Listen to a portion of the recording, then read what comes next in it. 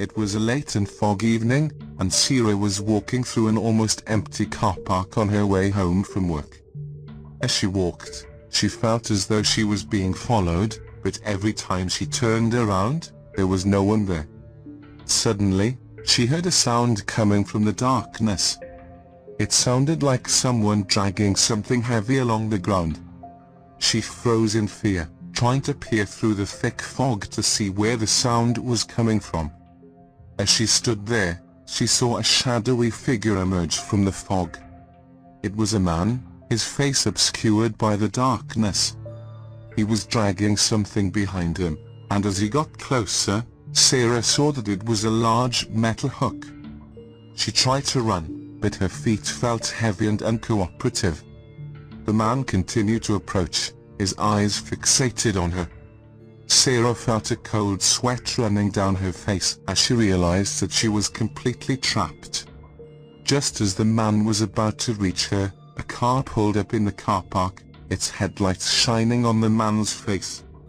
He disappeared into the shadows, and Sarah was left alone once again.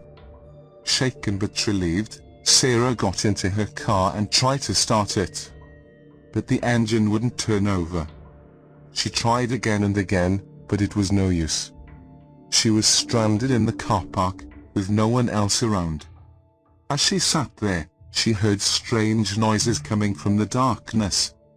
It sounded like footsteps and whispers, but she couldn't tell where they were coming from. She tried to call for help, but her phone was dead.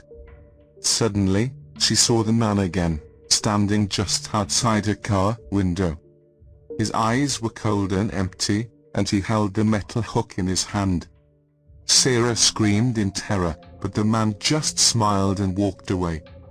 Finally, Sarah's car started, and she drove away as quickly as she could.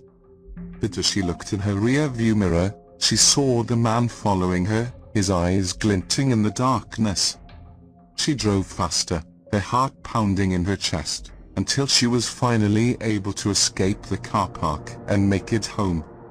From that day on, Sarah never went through that car park again, and she never forgot the terror she felt at night, the feeling of being watched and followed by something inhuman and sinister.